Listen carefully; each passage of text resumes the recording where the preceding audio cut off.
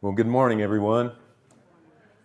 Um, yeah, this is Purple Hearts for Former POWs Overcoming the Obstacles. And I'm going to talk about two Purple Hearts that were awarded in January of 2025. One was for my father, Richard Olson, and one was for our old friend, Bud Pressel. I think some of y'all have met Bud, and I'll show some pictures of him in a minute. These were both awarded in York, Pennsylvania, and they were presented by the commanding general of the 15th Air Force, General David Lyons. Mark and Eric went to the presentation ceremony. Kath and I had always wanted them to receive my dad's Purple Heart anyway, and Kathy and I had been to see Bud the year before for his 100th birthday party. So we said, let's send the boys off on an adventure and let them go receive the Purple Heart. That one on the left is the one that was mailed to me after I won my case. It took me 7 years to get my dad's Purple Heart. And the one on the left is the one that was mailed to me, and I bought a vintage World War II Purple Heart box for it. The box that they come in these days, it's nothing to brag about. And after I spent so much time getting this, I wanted to get a nice case for it. So I gave the one on the left to my older son, Eric, and the one on the right is a miniature Purple Heart that I found. I found it in a box along with some of my dad's things, some old ribbons that he wore on his uniform, ribbon holder bars and insignias and things like that. And there was this miniature Purple Heart in there along with a miniature Distinguished Flying Cross.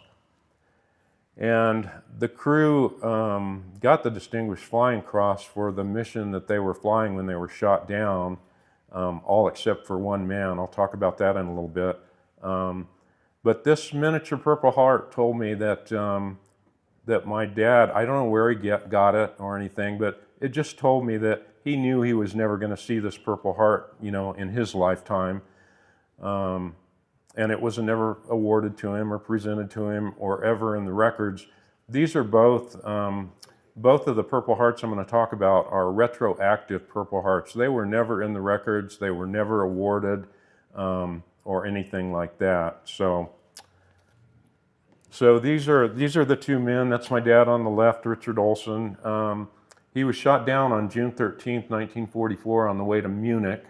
And they never got as far as Munich. They had just crossed the Adriatic coastline, in northern Italy, and they lost an engine. They couldn't keep up with the group, so they turned around to go back home. And before they even finished their turn out of the formation, they were attacked by Me-109s, 8 supposedly, and they just practiced on them, and they shot them down. Everybody bailed out except 2 guys were killed on the plane, the ball turret gunner and the nose turret gunner. The rest of the men bailed out. I think 5 of them or 6 of them definitely earned the Purple Heart, including my dad.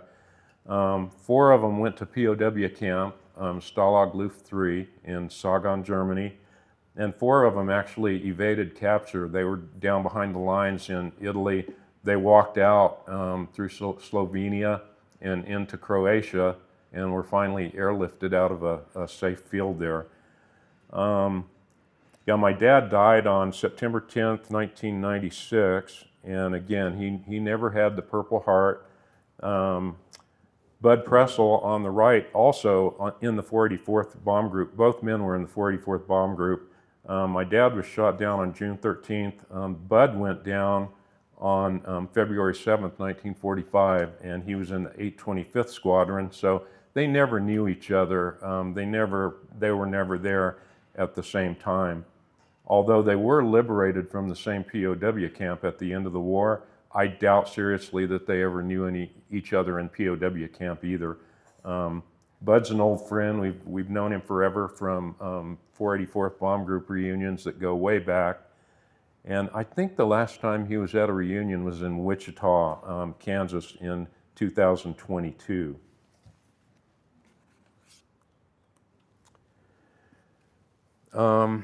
I'm going to talk about the difficulties of getting my dad's Purple Heart. My dad's took 7 years. Bud got his in a month. So that's how it can go. I really want to talk about my dad's crew. Like I say, it's personal. I know an awful lot about these guys. My dad never talked about it with me at all. He retired from the Air Force, but my parents were divorced when I was about 12 or 13, and I never had much opportunity to ask my dad these questions. Well, I was always interested in it, and after he died is when I started looking for all the guys that were on his crew and found tracks on every one of them and got to know, I think, 6 of them quite well, either over the phone or through meeting them in person. So if you start on the top left, does this picture look okay? On the top left is my dad. Next to him is Walter Chapman, the bombardier, and then in the center is Erwin Hansen. He was the front nose gunner. He was killed on the plane, and he is buried in Italy to this day. He's in the American Cemetery in Florence, Italy. Let's see here. So yeah, definitely Purple Heart for him. Walter Chapman, the man I just mentioned, next to my dad, he and my dad, my dad went to POW camp. Walter Chapman was one of the evaders. And then Erwin Hansen, he was given credit on the mission for shooting down an ME-109. There were 4 men on the crew that were given credit by the 484th for shooting down a fighter in that battle they had, the air battle that they had. The next man, fourth man from the left on the top row is John Hassan. He was the navigator. He was my dad's best friend on the crew, and he was the first one I called when I started looking for all the guys on the crew. And I didn't get a hold of him the first time I called, but I talked to his wife, and she said, "He'll be so glad to talk to you." She said, "He talks about Ole Olson all the time." And so the first time I talked to John, I knew I was hearing things I'd never hear again. So I probably have 30 hours at least of recorded phone conversations with John. I'd get on the phone with him and talk to him for, an hour at a time or more. And John had a photographic memory. And so he's the main reason I know so much about my dad's crew. And let's see here. John was also one of the evaders after they bailed out. And he was at Hickam Field in Hawaii on December 7th, 1941. He was just coming off of duty as a radio operator in the control tower at 8 o'clock. And I think the raid started right around 8 o'clock. And John told me a lot about that. He said 4 Japanese with a straight edge razor could have captured us all. He said there was such shock and just disbelief that they could sneak in and tear everything apart like that. So it was later on that he ended up in cadets and became a navigator. And he came out with just a high school education, but I guess he was fantastic at math and everything else you need to know to be a navigator. The man at the end of the row on the right there is Alvin Haupt. He was the top turret gunner. Kathy and I have met him in person. He lived in Kansas City, Kansas. He also was an evader. He ended up on his own on the ground. 3 of the other men, they collected together on the ground and were together, but Alvin Haupt was on his own the whole time, and he was down a little bit longer than the other 3. I think he was at least 2 months down behind the lines. He was also an evader. And the story was that his legs had been damaged in the attack, and my dad helped him get him out of the turret, drop him down out of the turret, and get him down to the bomb bay, and help him get out of the plane. The man on the left, the lower left, kneeling, is Edwin Rogers. He was also killed on the plane. He was the ball turret gunner. he actually was also buried. Him and Irwin Rogers, their bodies washed up onto the beach, a month after the plane crashed into the Adriatic. And so he was buried in a local cemetery, and then he was brought back, I think in the early 50s. His parents brought him back to Houston, Texas, and so he's buried in Houston now. The man leaning back against John Hasson in the lower middle, Bill Snyder, he was the radio operator, and great guy. I met him in person. I'll tell you where I met him just so I don't lose anything here. The man standing next to my dad in the top row, Walter Chapman, he used to come to reunions, so we've known him from reunions and everything. And I asked him one time, I said, hey, I saw a list of the Distinguished Flying Crosses for October of 1944, the list, and I said, everybody was on that list except for you. I said, did you ever get your Purple Heart? He said, no, I never got a Purple Heart. So at that first reunion, actually, I pinned my Distinguished Flying Cross, not Purple Heart. I pinned my dad's Distinguished Flying Cross on his shirt and said, we're going to be sure to get you yours. So about a year later, it did come through. I kind of filed the application and all that. It was pretty easy to prove that it had been a clerical error, because there would be no reason that 9 men on the crew would get the DFC and 1 man wouldn't get it, particularly an officer. So that was fairly easy to prove, and a retired 2-star general presented it to him in front of Strawberry Bitch at the museum in Dayton. And Bill Snyder was there, the radio operator, so that was a real treat to see them both together at that presentation.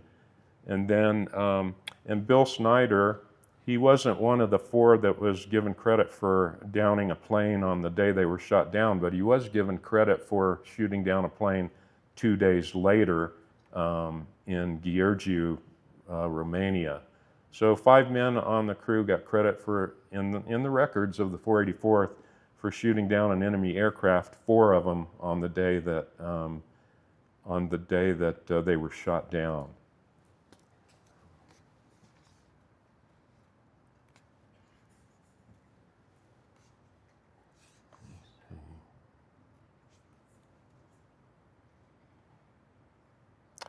The men here, they're standing in front of a skeet range.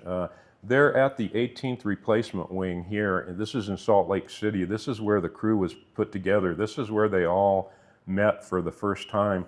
There's only 8 of them in the picture, but this is where the crew was formed, and they were there for about a month waiting for a combat training school, a phase training school, a base where they could learn to operate as a crew in a B-24. And this next picture, that's my dad at the second gun.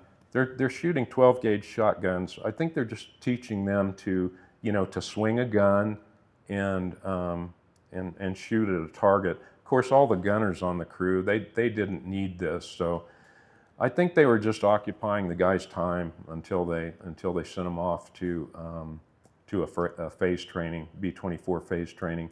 But yeah, that's my dad at the second gun. You can see it looks like it has kind of a big ring sight on the back of the gun. I think they're just training him to swing these guns.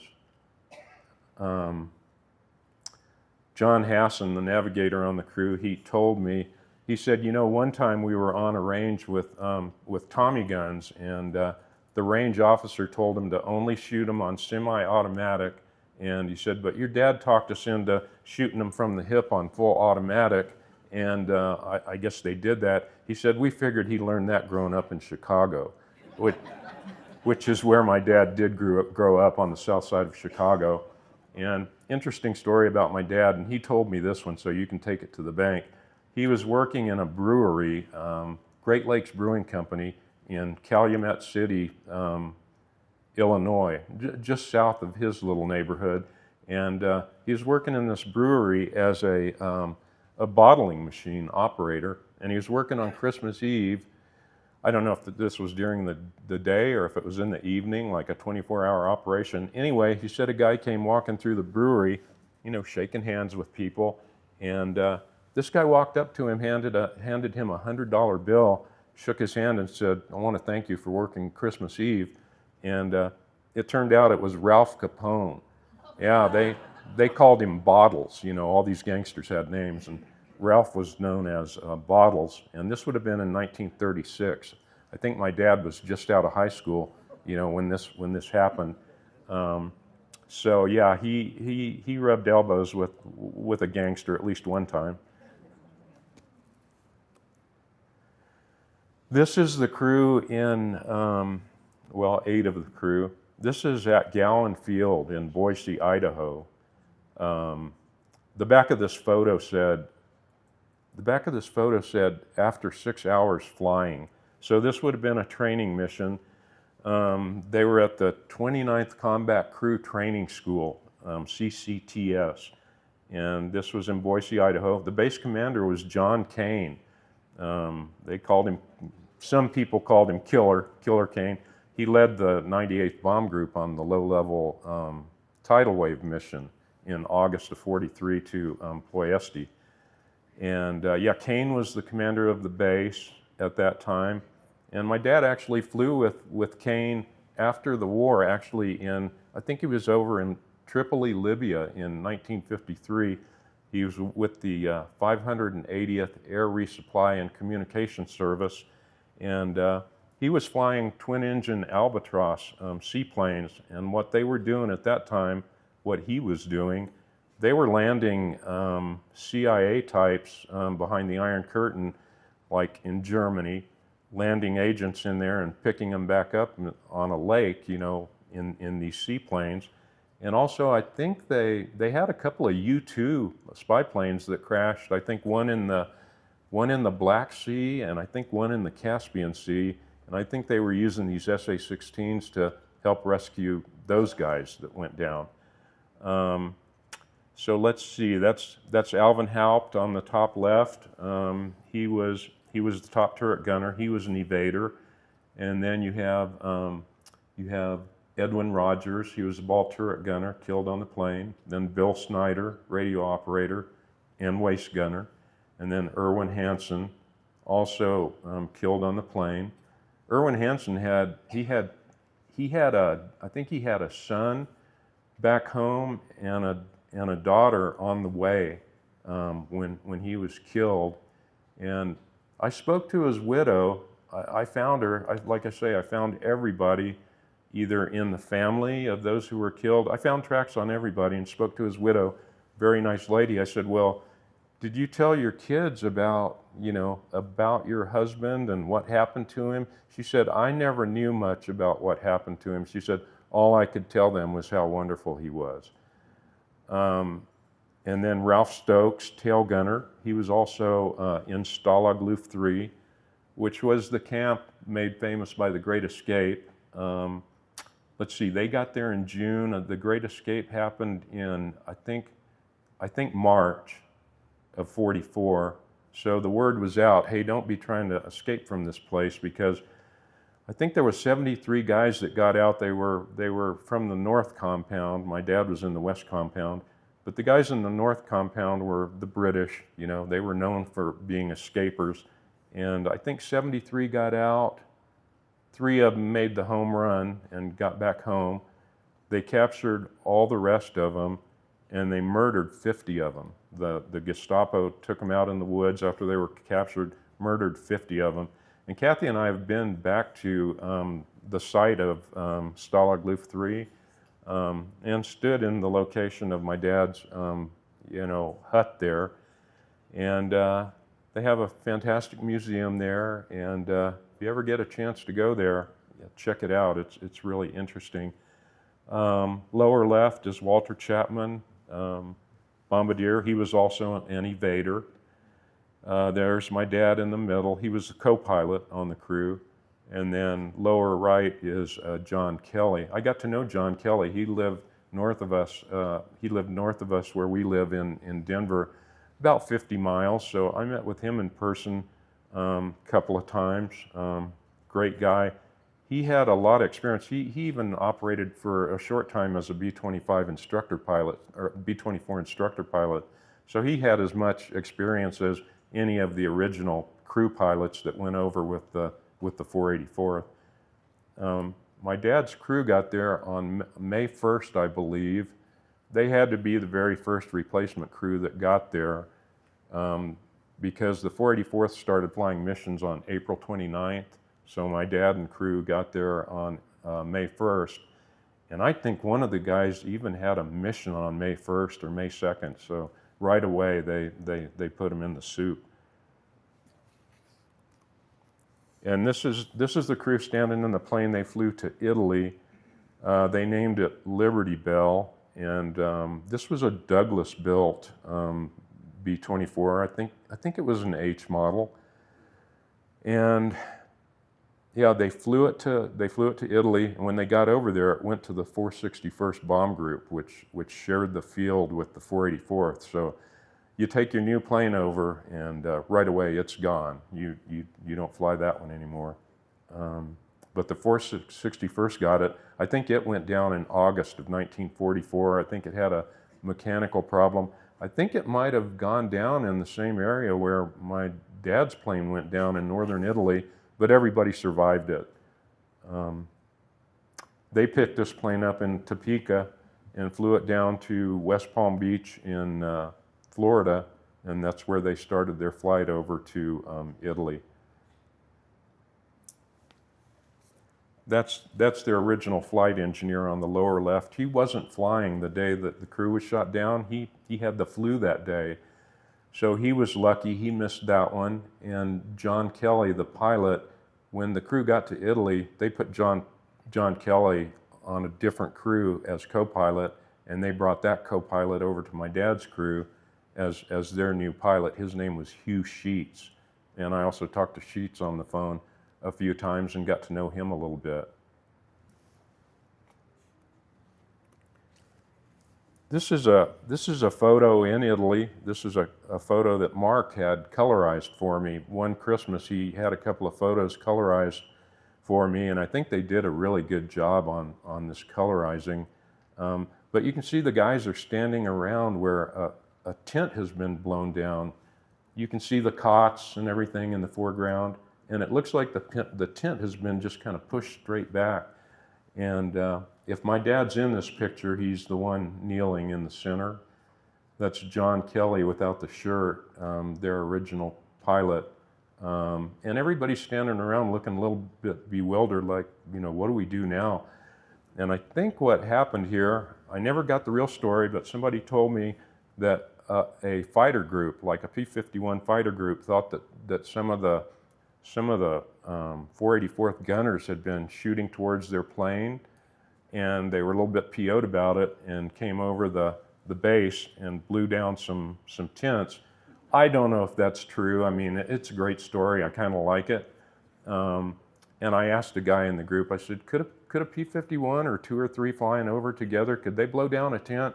He said, yeah, maybe. He said, I think it's more likely that a B-24 could come over, and buzz you and blow down a tent. But this would have been early in the game, so I don't think even a B-24, at least from this group, would have been, buzzing the base. But anyway, whatever it was, they had a tent here to put back up. This is the plane my dad was on when he was shot down. This is Vivacious Lady, which is one of the original camouflage B-24H models that the group flew over. I think they flew 60 of them over to Torretta, Italy. And this one's really nice. It's got one of the nicest nose art paintings on it in the group. And I don't think the painting is even finished at this point. But Vivacious Lady, I found out, was the name of a Ginger Rogers film in World War II. I think it was Ginger Rogers and Jimmy Stewart. I've never seen it. I feel like I owe it to myself to watch it, and one of these days I'm going to do that. It has notice the nose wheel, it's got a star painted on it, kind of a nice little touch, and it's got the white cowl rings on it. I think all the squadrons supposedly had different colored cowl rings on them. I don't know if it was anything that they really kept up with too much, but I have seen a lot of 826 squadron planes that have the white the white cowl rings. And yeah, one of the guys, I think it was the pilot, John Kelly, on the crew. He was telling me that I was thinking of the previous speaker. He told me, he said, John Hassan always told me, Kelly, those fumes are going to get us. He said, this thing is just itching to explode. So the idea of cracking those bomb bay doors and trying to get rid of some fumes, that's right on for sure. Yeah, this plane, they lost an engine. They couldn't keep up with the group, and then the ME-109s attacked them and shot out 2 more engines. And I think this plane probably looked like Extra Joker, if you've ever seen that airplane. The tail gunner said the bomb bay was like a blast furnace, and so they all had to get out of it as soon as they could. And then it actually exploded over the Adriatic. After they got out of it, they bailed out over the Adriatic. It exploded and went into the sea with Hansen and Rogers on it. And it must have been an onshore wind blowing, because everybody ended up on the land except for the pilot. Robert Remington was his name. He came down in the water, and I understand that he had to dog paddle for a couple of hours before he was picked up by an Italian fishing boat. And then, of course, they turned him over to the Germans. He also ended up in Stalag Luft 3. This is a photo taken after the war. I really like it because it's kind of a classic looking photo. That's my dad on the right. They're in, let's see here, they're in Albany, Georgia. After they got out of POW camp, they sent my dad and this man next to him, his name is Bill Diggs. They sent them to Albany, Georgia to a B-25 instructor pilots school. I think they wanted to get returning pilots kind of like back in the saddle as quick as they could, and either weed them out if they couldn't cut it, because of trauma from being shot down. But anyway, my dad didn't have that problem, and apparently these guys really enjoyed flying these B-25s all over Georgia. But the school was discontinued. They never completed the school. They canceled it. I'm not sure what they thought they were going to need B-25 pilots for, but anyway. I actually got this picture from Bill Diggs, his son. Somehow I made contact with him, like we all do when we're doing research, and one thing leads to another. And so he sent me this picture, and I'll show you one more here. This is really interesting because I was out at the Air Force Academy Library. I wanted to look through their photo albums and see what I could find. And here I come across this photo. And you can see there's a picture, it's got names above the people, and one of them is W. Diggs, Bill Diggs. And my dad and Diggs, they were both in the west compound of Stalag Luft 3. I think this is a staged photo. I think they're staging this for the International Red Cross. There's another picture, a companion picture to this, that shows a man in a gray suit standing there, and I think he's the representative of the International Red Cross, and they're trying to impress him with all the great exercise equipment and stuff that they have in the camp. And I thought, holy cow, my dad could be in this picture, Diggs is a friend of his, supposedly, and I don't know if they knew each other in the camp. They definitely knew each other after the war. If you look at the man on the lower left, like fourth from the left, I think he's a guard. I think he's one of the guards in the camp. But anyway, I didn't see my dad in this picture. And every time I look at old pictures, I think I'm going to see a picture of my dad standing there. I've never seen one yet, but maybe someday. I think the men on the right are standing in front of a boxing ring. I think they put on boxing matches now and then. So that's that one. This is my dad's POW identification card photo. And I think if you look at my dad, he doesn't have the baby face anymore from pilot training. And he had 3 injuries at the time. He had a shell fragment wound to the calf of his leg. He had a groin injury, and he had a back injury, and he couldn't stand up or walk for about 5 days after they captured him. He couldn't get up on his own. He had to be helped up. I think you can still see the pain in his eyes, actually. He was down on the 13th and got to Stalag Luft 3, I believe, on the 17th. So anyway, he's a pretty new arrival here in this picture. So he looks like he's not that happy about it, and he does look like he's having some pain.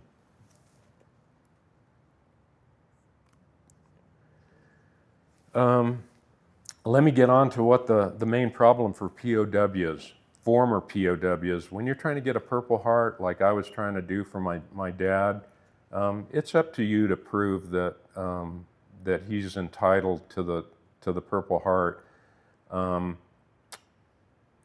And you don't have to be recommended for a Purple Heart if you meet the requirements, which is that you were wounded or killed in direct contact with an enemy, and that there is a record of your wounds and treatment of your wounds, in your file, then you qualify. Well, the problem for POWs is that you get shot down, you get captured immediately. There's no records. Somebody might bandage you up and pat you on the back and send you on your way, but even once you get to POW camp, there's not great records about injury. So that was my problem, was lack of records, although I did have a lot of things that helped me prove my case. One of the things that can help you, and what they want is a contemporaneous record. They want something from the time frame of the war. They want something very close to the time frame of the war that shows you were wounded. And one thing that can help you is a repatriation medical exam. You get released from POW camp, you come home, and of course they're following POWs pretty closely, and they examine them and give them a physical once they get back. We could not find that on my dad, and it kind of worked against me a little bit. I had to prove that that there were reasons that about 20% of returning POWs didn't get a repatriation physical exam. So that kind of hurt me a little bit. Let's see here. Individual casualty report. Let me show you what that looks like. Anyway, in my dad's file, there were some records. This individual casualty report was something that was filled out when they got back to Miami Beach. That all these returning POWs reported to Miami Beach. About a month after they got back home, they got a month off, and then they went to Miami Beach. Thousands of returning POWs there. And one of the things in my dad's file was something that the tail gunner had filled out, and it just asks, the tail gunner filled out these reports, individual reports on each man on the crew, to tell what he knew about what happened to these guys. And the one he filled out on my dad, one place it says, where were you shot down?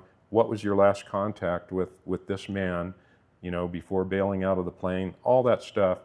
And one of the things on there, it said, was he injured?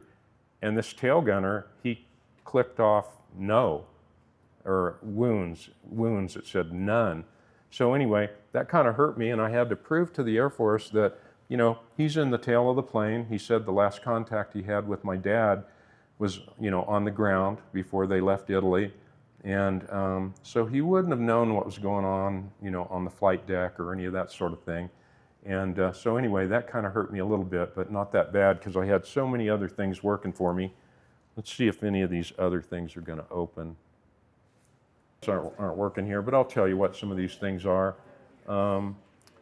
Captured enemy records, in the archives, there are records that the Allies captured, copied, and all that. And some of those, you might find something in there that makes mention of wounds, from the German side. Not likely, but you could theoretically find something.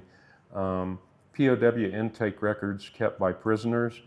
At least in Stalag Luft 3 in the South Compound, they had a prisoner there that was keeping a log of every prisoner that came into the South Compound, and a man in Benton, Arkansas, Arnold Wright, you may have heard of him. Anyway, he transcribed these records, and a lot of them mentioned wounds for people that were coming into the South Compound. I think it led to 13 Purple Hearts for people that couldn't find any other records, of their injuries. So there are those types of things. And then there are escape and evasion statements. You might find one of those that somewhere, a crewman mentioned that one of the crew members was wounded and they had to help him along, to escape.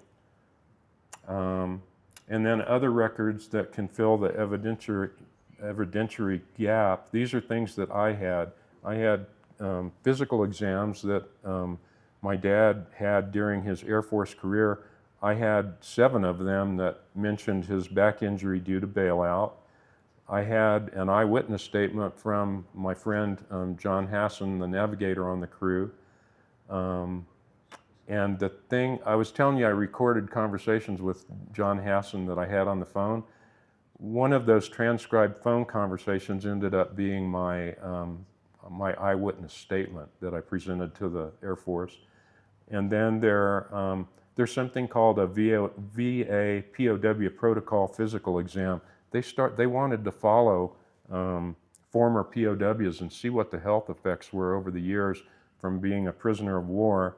And my dad took one of those exams in 1990, and they mentioned the doctor mentioned the 3 wounds that my dad had suffered, and he examined them and wrote down what the after effects were. He could see the scar on the leg.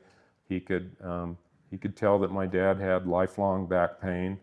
And anyway, so that's good.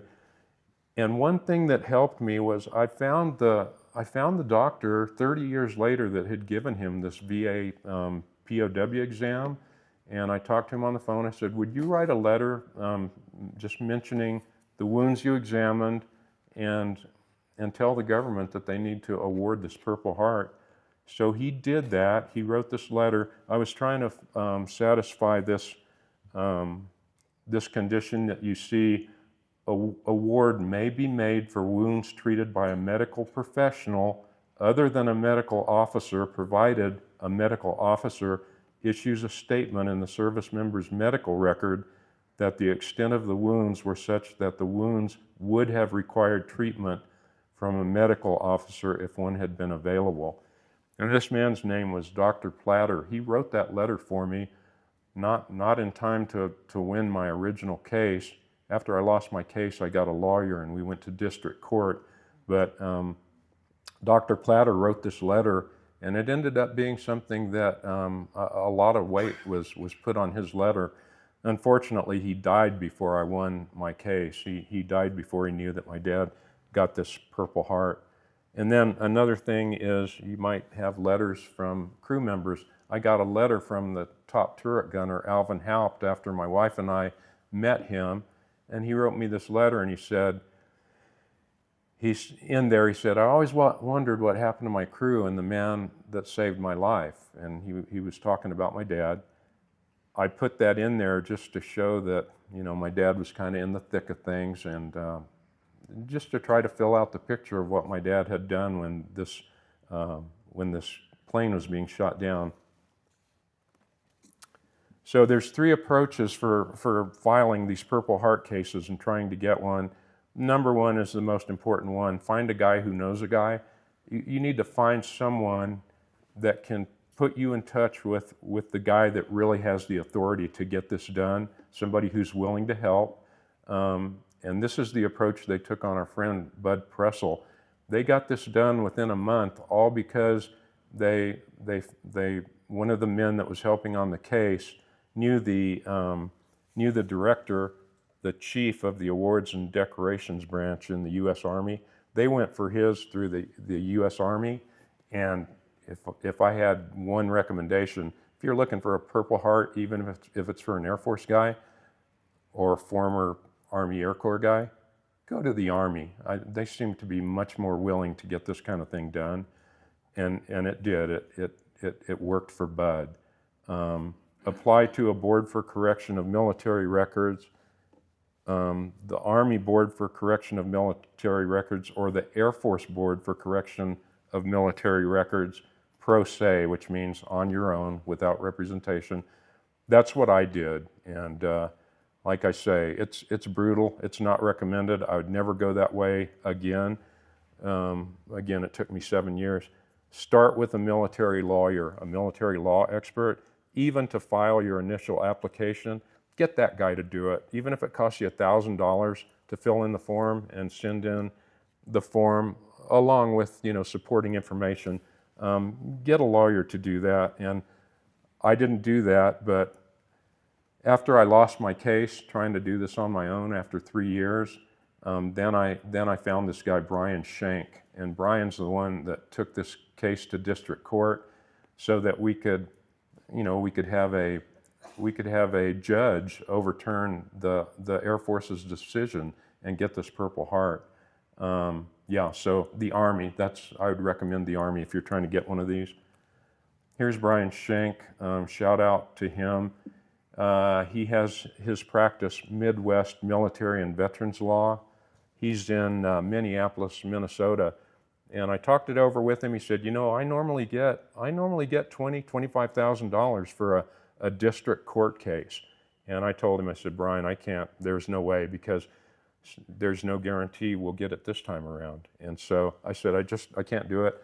And at that time, I was waiting for this letter from Dr. Platter, and I told Brian about it. He said, well, when you get that letter, he said, call me and let's talk. So I got the letter, called Brian back. He said, I'm going to do this for you pro bono. I'm just going to take it. I think you stand a chance here of winning this thing. He said, if you pay the $400 application fee, he said, I'll cover the rest of it. And so, if you can ever find a guy like that, that's what you want. But great guy, Brian Shank. I can't thank him enough.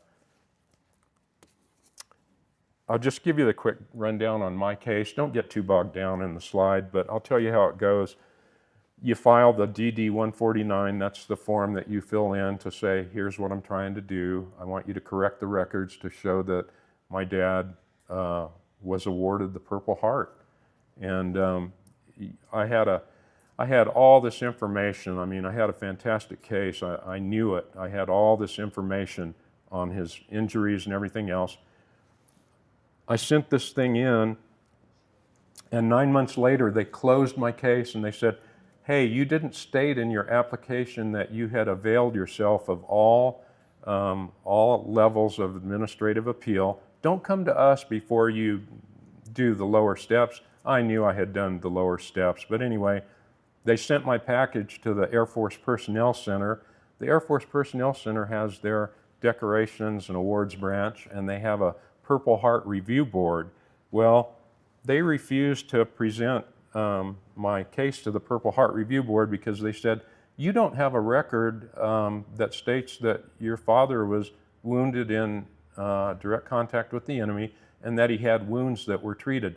Well, yeah, I don't have that. I told you that in my application. Anyway, so then they said, you need to go back to the Air Force Board for Corrections and start a new case. So you're starting over. This thing is so corrupt, let me tell you. If I sound disgruntled and aggrieved, I really am. That second step, somebody could have called me on the phone or sent me a letter and said, would you please send us a statement that says you have availed yourself of all lower levels of administrative appeal? Yeah, I'll send you a letter. And 5 days later, we move on. Well, it took them 9 months to tell me I didn't have what they need, and then another 7 months for the Air Force Personnel Center to not give me any relief. So I filed a new case, and then the next thing they do is they ask another office, what they call an OPR, an Office of Primary Responsibility. They ask for an opinion before they rule on your case. They want an opinion from another office in the Air Force to tell them why your case doesn't have merit or does have merit.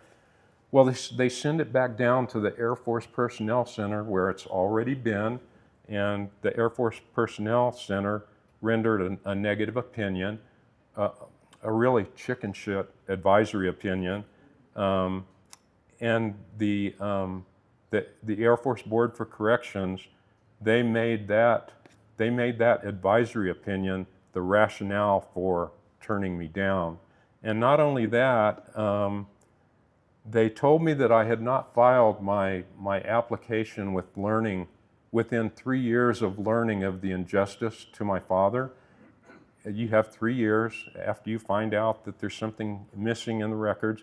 They said a preponderance of the evidence seems to indicate that although you stated a date of discovery, which was within the 3 years, they said, yeah, we don't believe you on this one.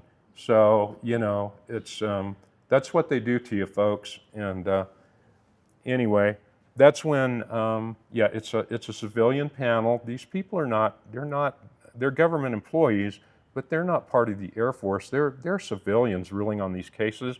And these cases get about 5 minutes, they have determined. You get about 5 minutes before the board, and they don't look at your case real close. They accept that advisory opinion from the Air Force that says, yeah, don't give this guy his Purple Heart. So anyway, that's when I found Brian Schenck, and we sued the Secretary of the Air Force and the Secretary of Defense, and sued them for violating the Administrative Procedures Act. Government agencies have to do all of their business in a certain way. There's some things they can't do to you. They have to operate in a certain way under the Administrative Procedures Act, and so we sued them for violating that act on many different levels. We filed the case in DC District Court, then it got transferred to Maryland District Court. All of this time, all of these things take 2 or 3 months. So finally, once the case gets to a judge, they put an assistant U.S. attorney on it. The assistant U.S. attorney handles it for the government, and they figure out how hard they want to fight or not fight. Anyway, my lawyer and the U.S. attorney, they decided to send it back down to the Board for Corrections and what they call a remand. So they remanded it back down to the board, and finally they ruled unanimously in my favor on April 25th, 2024. After all this time, when they finally knew there was a lawyer involved and a U.S. attorney involved, they sent it back down to the board and they said, consider all of this guy's evidence, you know, which they didn't do the first time around. You send these people stuff and they don't read it at all. Anyway, we finally won this thing, and Purple Heart came in the mail July 24th, unengraved. I asked them about engraving. They said, yeah, we don't know if we do any engraving on these things. They don't know anything. And they didn't ask me anything about, well, would you like a presentation of this medal? We're talking about a former POW, you know, a highly decorated career officer. Nobody asked me about that. And, but finally it was presented to Mark and Eric on January 29th by General David Lyons, commander of the 15th Air Force, which was, there's a video of the ceremony. It's fantastic. I mean, and of course Bud Pressel was there too. The sad thing about this whole case, Brian Schenck did not recover any of his costs under what they call the Equal Access to Justice Act. If you're in a lawsuit with the government and you prevail, you win, you can recover all of your costs. And obviously, I was hoping that would happen for Brian. But since he won it on a remand, it was remanded down to the board. They sent it back up and said, yeah, we agree, you should get the Purple Heart. If it had gone before a judge, Brian would have gotten he would have won, and he would have gotten his costs recovered. Anyway, congressional offices, if you think you're going to get help from those people, my experience was that they're worthless. They don't help you at all. They'll hand it off to a staffer, and you won't get anybody that is going to help you. Lessons learned for me on this one. AFB CMR is unhelpful, uncaring, and incompetent, and they treated my father like dirt. That's the way I feel about it. The Air Force Board for Corrections, they don't honor their own precedents, and they ignore your evidence entirely. Like I told you, most cases get 5 minutes. They stonewall you and drag your case out as long as they can.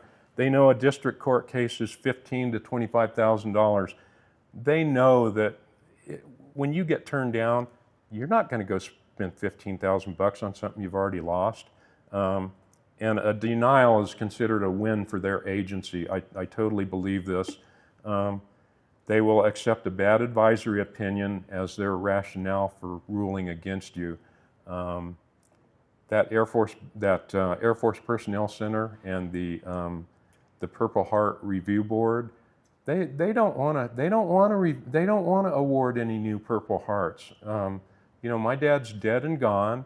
They don't want to go there because your win is the reason for the next poor, a former POW, to get his Purple Heart. They don't want to do that. Find a way to get the chief of the direct decorations branch involved directly. This worked for Bud Pressel and another man I'm not going to talk about here, but Quentin Stambaugh. He got his Purple Heart also in York County about a month ago, and Bud Pressel was also at that award ceremony. And the guy that helped on this was a guy named Dan Matthews, fantastic records expert. He's gotten a lot of Purple Hearts for people. Have a lawyer file your DD-149. The AFB-CMR may be more likely to review your evidence honestly and not risk a future loss in district court. If they know there's a lawyer involved, they might just help you. See if you can get pro bono legal help. Brian Schenk took my case because he believed in it and he thought it was the right thing to do, and unfortunately he didn't recover his costs. Be aware of Army Regulation 600-45 that provides a wounded soldier's unsupported statement can be accepted in unusual or extenuating circumstances when, in the opinion of the officer making the award, no corroborative evidence was obtainable. And Brian cited 11 cases where the Air Force Board did rule in favor of a former POW that didn't have any records at all, and they still awarded his Purple Heart. I had a lot of evidence, but they wouldn't work with me. And when I told you before, when they turned me down, they said, you didn't file within 3 years of learning about your father's injustice. And they said, and we don't think it's in the interest of justice to forgive the untimely filing.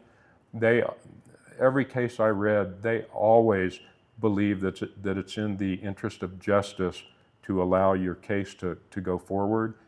In my case, they didn't, and that's why I say that they treated my dad like a dog.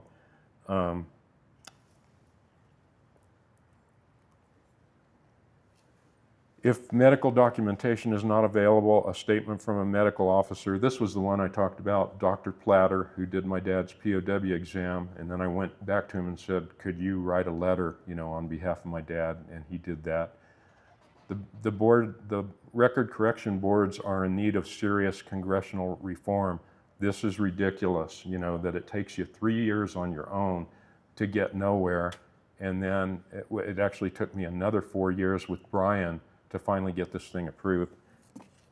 And then here's, the Denver Post did a story about this. It actually came out on July 4th, but it was all about this Purple Heart case and, the heartache of it all. Now I'm going to talk about Bud Pressel. You guys might recognize him. Bud Pressel is our old buddy from 484th reunions and even reunions with the combined group here. He was last here in Wichita. Here he is with his crew. He's in the middle row on the left. I think this might have been in training. These guys look too happy to already be over in Italy. Here they are in front of the plane. I'm sure this is the plane that they flew over to Italy. This looks like a B-24. I think it's a L or an M model. It's got that lightweight tilt turret on it. It's all shiny silver and everything. And Bud is on the lower left there, sitting. The pilot's name was Alva Schick. And whenever you see this writing on a photograph at the bottom, that's usually their official photo right before they head overseas. Here's Bud with David Sample. I think some of you might have met David Sample. He came with Bud the last time. See Kenny Ray Horton up there on the stage. Yeah, David Sample came here with Bud. David Sample is an old friend of his. They met at I think it was at an air show in Reading, Pennsylvania, probably 30 years ago. David Sample is a great aviation artist. He did all the posters and everything for the Reading Air Show, and Bud met him and got to know him a little bit, said, "You ought to paint a picture of my B-24. And David said, "Will you sign them all?" And Bud said, "Heck yeah." So he did do a picture of Bud's B-24. I've got it on the wall at home. And David is also, let's see here, he's the former PR man for the Blue Angels. Okay, and I think his shirt there says alumni, Blue Angels alumni or something. He's actually the president for the Blue Angels Alumni Association. He was also a naval intelligence officer and had an office in the Pentagon when it was hit on 9/11. Here's Bud with that picture that David Sample painted of his B-24. That's the one he was flying when he shot down Ol 45, it was called.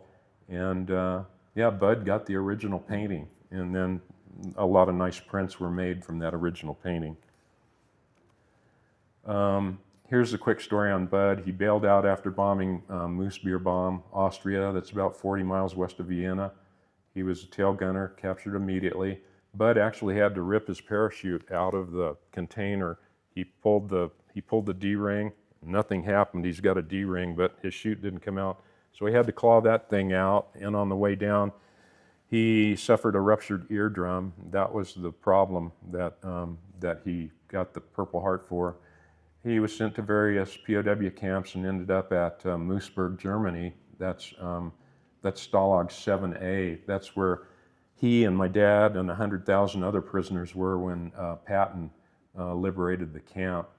So David Sample started the ball rolling, and then he enlisted the help of a guy named Dave Olson, who was a retired Air Force colonel and intelligence officer. That helps because Olson, being a lieutenant colonel, he could contact the director of the Decorations Branch. You got kind of a peer that's contacting you on behalf of somebody, he's more likely to help you. So that was a great help. Representative Scott Perry, he's a retired general in the National Guard, I think a brigadier general. He helped. He's Bud's representative. And also 15th Air Force got involved, and I think their endorsement really helped too. So all of these things worked for Bud. And on December 5th, they shared the news that his Purple Heart was approved. Presentation ceremony was at Dallastown, Pennsylvania, and that's where both of these Purple Hearts were presented, my dad's and Bud's, and Mark and Eric accepted my dad's medal. Here's David Sample on the left and Dave Olson on the right. He's the retired lieutenant colonel that helped a lot. That's Dan Matthews on the right. Dan Matthews helped 29 guys get their Purple Heart. They were in a plane crash on Okinawa right at the end of the war. Dan Matthews and Mark Matsunaga, they did tremendous research, and they got these 29 Purple Hearts. I think it was last year, and Dan Matthews is the one that helped put our guys in touch with the director of the chief of the operations branch. Here's General Lyons presenting the certificate and Purple Heart to Bud. Here's Mark and Eric receiving my dad's Purple Heart. Here's everybody listening to the general as he talks about the two Purple Hearts. That's the command chief, Sergeant Major of the 15th Air Force in the back. And here's everybody at the end of the ceremony. That's Eric, General Lyons, Bud, Mark Olson, Dave Olson, and David Sample. And then here they are downstairs. I think David Sample gave a little speech after they went downstairs for refreshments and everything. And Mark gave a little talk too. And I think even Eric might have given a little speech. And I think that's it. Thank you.